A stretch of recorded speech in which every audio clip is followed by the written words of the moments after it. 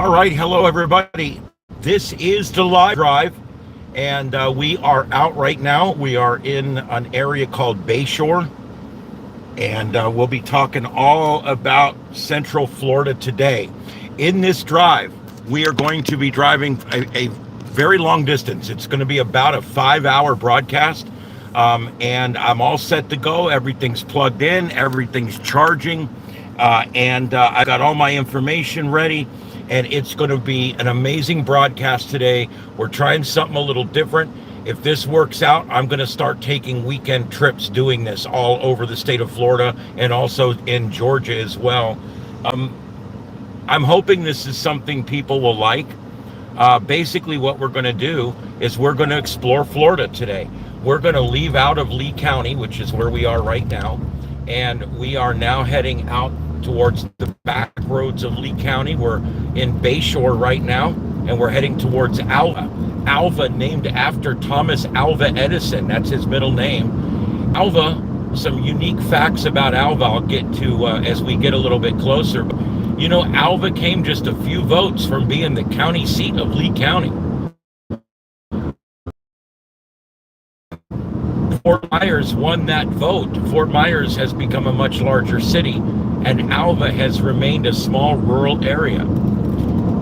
Alva is really nice. It's legitimately like real Florida, and lots of rural areas there. All right, so today's drive, just to introduce everybody to who I am. My name's Ian, and my call sign is KO4EFS. I am an amateur radio and a GMRS radio operator. I'm also a Skywarn spotter with the National Hurricane Center, National Weather Service, which means nothing other than I've been trained to call in reports of weather. That's all that means. And I also I'm retired from the fire service. I worked a little bit in law enforcement as well, and I've done a lot of dispatching and radio work through the years. I was also on a disaster response team in Lee County that responded to a number of major incidents. I know for a while, I don't know if they're doing it, but Lee County here, the cities would provide people to ride as second person in the chopper, and that was how they helped pay for the chopper. And that worked out pretty good. So there is a cooperative effort between all the law enforcement agencies in our county so that the aviation unit, when it goes up, can be paid for. One of the most expensive things you'll ever do is aviation. Helicopters are one of the most expensive machines in the world to operate per minute, because it's direct, it's torque over gravity. You have to really keep the power to it just to keep that thing in the air. A plane, if the engine goes out, you've got time to land. Altitude equals energy. You could take that all the way to the landing site and everything. But with a chopper, when the chopper gives out, you're falling like a safe. That whole auto rotate thing ain't worth the shit. And anyway, so there we go. We are now in an area right now that is north of Olga. Olga is south of the river, but Olga used to connect north of the river. And I'm going to show you guys, the very first thing we're going to show you here is before all of the bridges were in town, back when there was literally a ferry taking people across on the Tamiami Trail, back when there was no way across the river, they finally put a bridge in, and it was at the end of this little road right here. This was the Olga Bridge, and it's been out for probably 40 or 50 years now. But this was the way. If you didn't want to pay for the ferry, you could drive out here, and you can actually take this right to the end of this road right here. Look at this beautiful road. This is between Bayshore and Alva, and then this is North Olga. And right here, right where those red signs are coming up in the middle of the road, there you go. That was the bridge that used to go across the river. And of course, they've let the those are I forget the name of them, but those are protected bush right there, is why they're not cutting them out. But I'm going to pull up here so you can kind of see across. If you ride across through there, through those trailers on the other side, is where the bridge used to go through. And for many years, up through the 40s and the 50s, uh, um, I'm sorry, it was before that, the 20s and the 30s, this was a great way across the river. They did finally put the Edison Bridge in, which gave people a way to get across the river that was a lot easier than coming way out here or taking the ferry. Now we have the Cape Coral Bridge, the Midpoint Bridge, the Caloosahatchee Bridge, the Edison Bridge, the Fort Deneau Swing Bridge, the LaBelle Bridge, the Alva Bridge, and the State Road 31 Wilson Pygott Bridge. So as time has gone on, we now have very, very many ways to cross that same river that back then was such a problem, because it up this far, it's only about 100 yards wide, but down in Fort Myers, it's over a mile wide. This is a great old Florida here. You've got some old Florida cracker homes. That's what they called them. I don't want to hear it. They called them cracker boxes, cracker homes. And they've also got a lot of this area has been bought up, and very nice houses have been put in. Here you go on the right. That's a little Florida cracker home. Look at those little homes. Those are little Florida cracker homes. They were 1 or 2 bedroom, kitchen, dining room, and living room all in the same room. Basically, it was almost like, I guess you would call it like an efficiency house. And there was a lot of those in Florida. And now most of them are gone. There is still a few that are still out there that are 70, 80 years old. All right, this puts us back on North River Road, and we're heading back towards Alva again. We're going to talk in a little while about the 1928 Florida hurricane. And there's a lot of facts about this hurricane. So you guys, if you stay with us, I'm going to show you where thousands of people were buried after this storm. That's towards the end of the tour. We're going to be going to the Fort Deneau Cemetery. Or I'm sorry, we'll be probably stopping by there too, but we're going to go to the other cemetery there on the way back across on 74 to 29. Ortona is the name of it. I couldn't come up with it for a second there. Ortona. And we will be going there to check out not only the cemetery, because it's a neat cemetery, but we're also going to check out the fact that there's a marker there marking the deaths of all those people. All right. And I got a lot of info on that storm, boy. There's still lore. I've also got up Sarnet, and I've got up the NI4CE and some other repeaters, and also I've got on 2 meter call channel, so we'll see if anybody calls out. Bayshore, the area we just came through, I actually retired from the fire department there at Bayshore, and that's where I did my service. And it's just north of downtown Fort Myers, providing quick access to the Caloosahatchee River. The district runs all along the river there. It's in unincorporated Lee County, and it's got a population of about 10,000 people in that area. Officially, it's 6,000 or 8,000, but I happen to know that number's come up since that census. It's a mix of working class folks there, retirees, seasonal residents, and has pretty diverse characters there. I loved that area. I loved the grocery store that had been there since before I was born, run by locals. You know, I just love Bayshore. It's just a great area, and I owned property there. I actually owned a condo there, and I loved that condo, but it was taken over by a bunch of old folks that took over the board and started outlawing things like my fire department vehicles and my cats, and so I had to sell that place and get out. Let's see, the local economy. Basically, Bayshore's a bedroom community. It's mostly a bedroom community for the Fort Myers area, and it's near the River District, which is downtown Fort Myers, and also the Billy Creek Preserve is right across there. And there was some impacts from recent hurricanes Believe it or not, we had feet of tidal flooding that far up the river. There was homes completely flooded, even up in Bayshore, which is past the interstate. That's inland from the interstate, and we still saw a tidal rise there. We'll chase some of that around. It is a beautiful Florida day. It's a Chamber of Commerce day, as we call it here in Florida. It's the perfect day to go out and make pictures to entice people to come here. Okay, and Lee County and Florida both run parks right along here, the Caloosahatchee Parks, and that's because to our right, the river, we are running right along the river to our right.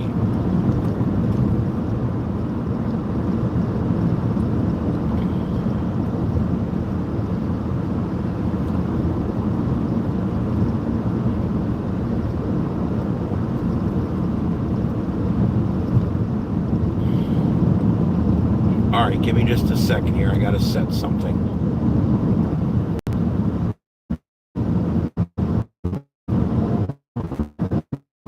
You would think you have to keep your screen hot all the time, but it's not. You have to go find it.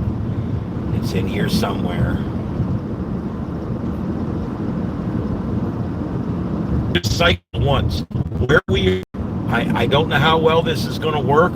I'm hoping that we can stay connected, but we may connection for minutes at a time. I may have to restart him, and I don't know.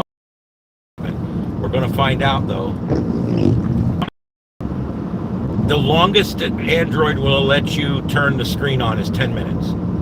It's your phone, but you have no more control than that. You can only leave the screen on for 10 minutes. I need to leave the screen on permanently, and so and that phone's not connected to the internet, which means I have no way to download an app. This just sucks. I mean, this is the kind of bullshit that we're going to end up with here. When you're in Google Maps, it should keep the screen active, but it does not. It's not working.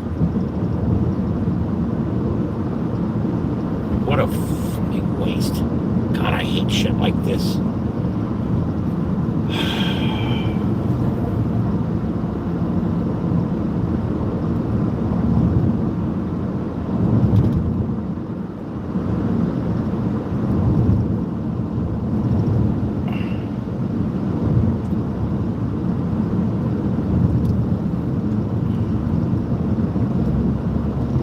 Autoplay always on is selected.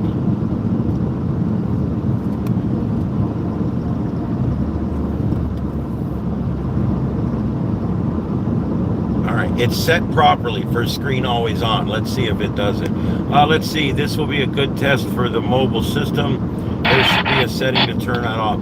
Yeah, there is. I think I got it now, I hope. But I also think it was already set on that, so now I don't know what's going on. All right, we're coming into downtown Alva, and Alva, Florida. You know, Alva is one of the oldest cities in this part of the state. That's what's really cool about Alva, Florida. Named after Thomas Alva Edison, that's his middle name. Alva just was a few votes from being the county seat of Lee County, believe it or not. And we're going to be coming around this corner here into what is downtown Alva, which really isn't that much. It's a very small rural area. Alva was founded in the late 1800s. It's considered one of the oldest settlements in Lee County, with roots going back all the way to the pioneer days.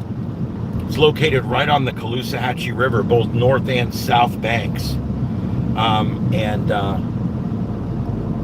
The river actually runs right through Alva, and there's a little bridge here, which I'm going to show you. We're not going to go over it, but I'm going to show you. All right, and we're also going to take a look right here on the left. This is Alva School, and what's neat about this school, and I'm going to give you another shot at this school here in just a second, but what's neat about that school on the left is it's actually part of the school was built in the 50s. And part late 40s, early 50s. Part of it was built in the late 60s, and part of it was built in around 80. So I'll show you here in just a minute. This is the United States Post Office for Alva, Florida. one of the smaller post offices there. We got a lot of small post offices, and that's the Alva Drawbridge right there. The Alva Drawbridge. There's a little building up there the man works in, and the man drives that red sports car, right, or that white sports car right there. So he probably makes more money than I do. All right, it's a county job. I can only imagine it pays pretty good.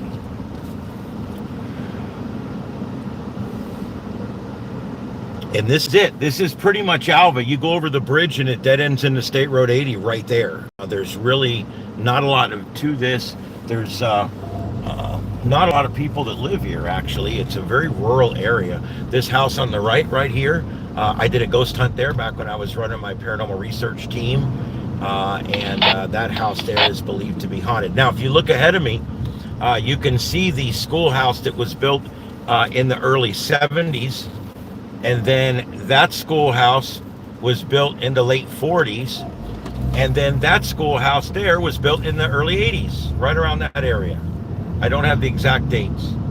So basically, you have three, they're all the same school. They're all Alva Middle School.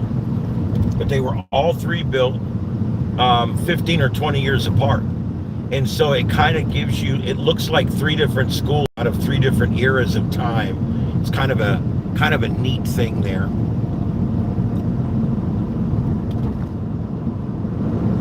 And guys, we are working right now. I say we, I have been working on, I found a piece of equipment. It's going to be a little expensive, but I found a piece of equipment for $150. And what it does, it goes in your trunk of your car or wherever. You can put it in a box. And you'll put two antennas on the roof of your car. Two little antennas go on the roof of the car. And then they hook up to this box. And then this box, you can put one or two SIM cards. You can actually put a SIM card from Verizon and a SIM card from AT&T, or a SIM card from T-Mobile and a SIM card from Verizon. And what it will do is it will use both services. It'll use the better of the two services and even split through the services if it has to keep your signal out. My work uses these. They're using an even more expensive model. Their backpacks at work have 3 SIM cards in them. And they got a backpack with an antenna that comes out the top. And they're able to walk in the courthouse and everywhere with these. And they're able to send high definition video back to the studio. It's pretty cool.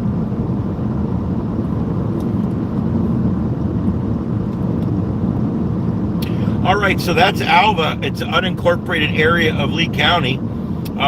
According to the latest census, there's about 3,000 residents that live there in Alva.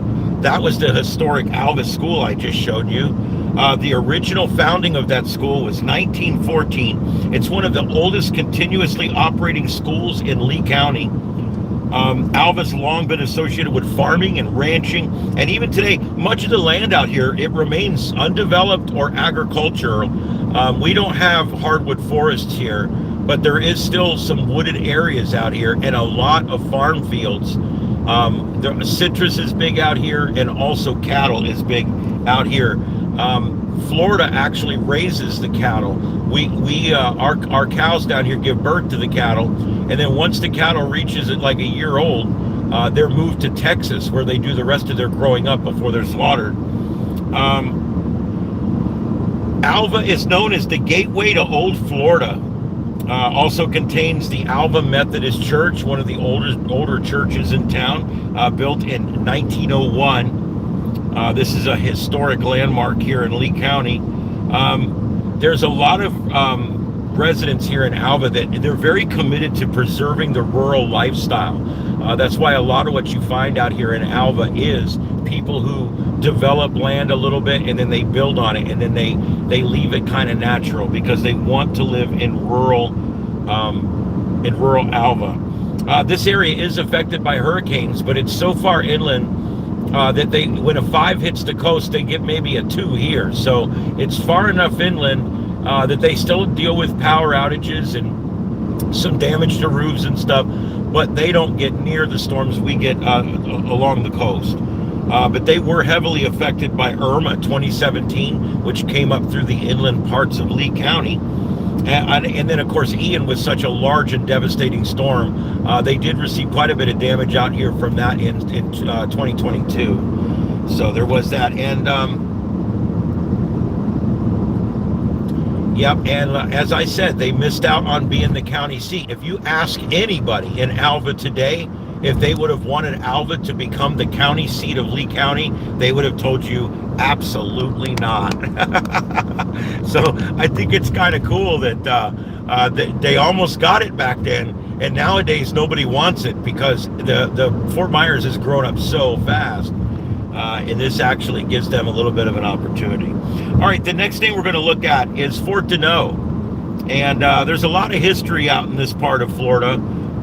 Fort Deneau is actually named after a frontierman. It was named after a fort, and that fort was named after a frontiersman.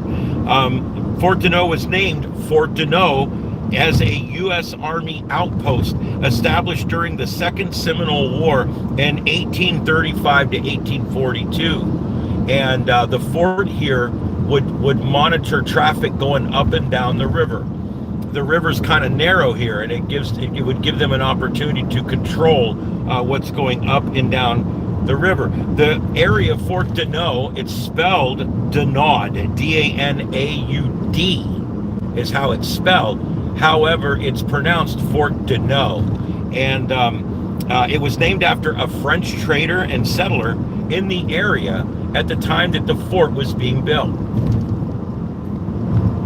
It is a very strategic river location right here on the Caloosahatchee River, and it served as a key supply point and military post during the Seminole War. It is an unincorporated community, and it's in Hendry County, Florida. We are just about to pass into, if we haven't already, we are just about to pass into Hendry County, and I believe we already have. Yeah, there's the sign for Fort Deneau. We just passed it. So we are now in Fort Deneau. The Fort Deneau swing bridge was built in 1963 and began giving people another way across the river since the Olga Bridge that I showed you earlier had gone out. This gave people on the east end, people between, say, LaBelle and Fort Myers Shores, another way to get across the river. It's one of the few surviving historic swing bridges in Florida that is still existing and still in service. Fort Deneau is a real small area. It's very sparsely populated here. There's only several hundred residents that actually live in Fort Deneau, according to the census. Again, everybody thinks of Florida as this, oh my God, it's just totally packed with people. And that just is not true. Our coastline is packed with people all the way around the coastline. But once you get inland of I-75 and inland of the counties that are on the outside, all of a sudden it becomes very rural, and that's this rural area. Yep, and we are on East State Road 78. This is also called North River Road. And we are right now in Fort Deneau. We're coming around the corner here in just a minute. I'm going to show you guys that swing bridge. It's coming up around this corner. These roads used to have squares and stop signs, and they came back later and put these big sweeping curves in so that people didn't have to stop and make a sharp right, and then stop and make a sharp right, and then stop and make a sharp left. So now the two side roads are still there, but they built this big wide curve. Just keep right on moving here. Look how rural this is. This over on the left, that's a deer farm. They actually raise deer there. I never asked them why they raise deer there, and I probably don't want to know, but they raise deer. Beautiful brown doves, or does and deers all up in there. And I just saw about 40 of the little ones back there. There's no real where to pull up and show you guys. So, all right, we're coming up here in just a minute on Fort Deneau. There's cattle on the right there. Florida, like I said, mostly down here we've got female cows and calves. There's a few fields around here that have Brahma bulls and stuff like that, but you don't.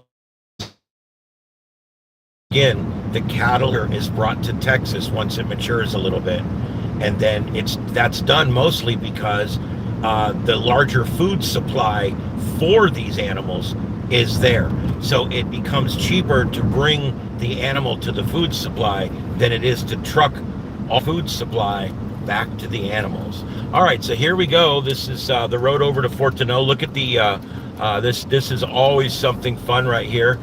Take a look at this. This is where a home used to be many years ago. See the chimney? And this home burned down probably 40 or 50 years ago. And they were right here on the road that goes to the Fort Deneau swing bridge. Isn't that great? I don't think I want to go through that mud puddle. I think I'm going back up. It's busy out here today. It's a Saturday and it's a beautiful day. And that's all it takes in Florida to get a lot of people out doing stuff. All right, here we go, the Okeechobee Waterway, and we're going to talk a little bit about the dike, the Hoover Dike, and the Okeechobee Waterway. We will talk about that in just a few minutes as we get closer to Lake Okeechobee. Here we go, let's do it. We're going to go across the Fort Deneau swing bridge. This bridge, when they activate it, swings sideways so that the boats can go through. And then it swings back into this position so that the cars can go through. There's really only room for one car at a time, but today's cars have gotten smaller and smaller.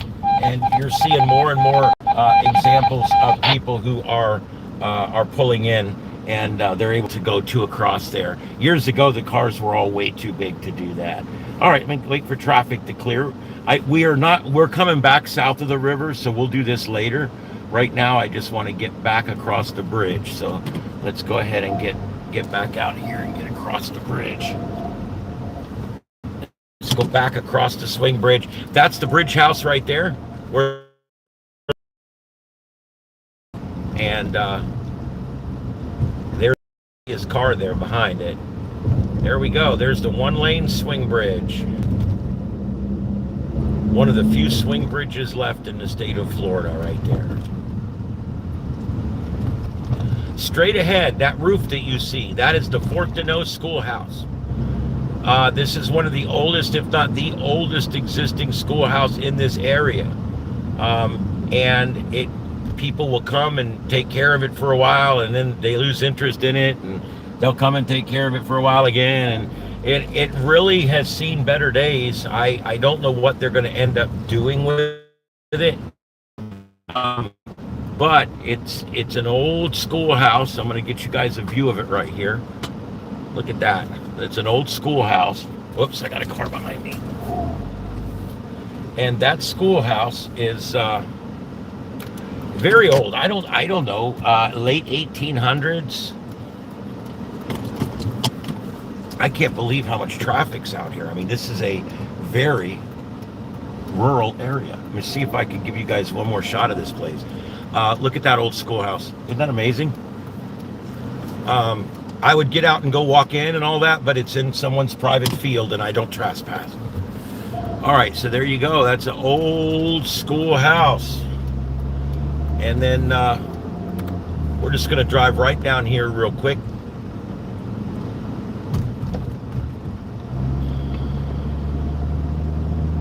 Look at these roads. These are oak trees and cabbage palms. Oak trees and cabbage palms. You know, down here, everybody buys the blue palms or the royal palms because they're so much prettier, is what they say. But I don't know. I'm kind of partial to our cabbage palms. No, I guess they aren't as fancy and they aren't as pretty, but they are indigenous. And that's what I like about them.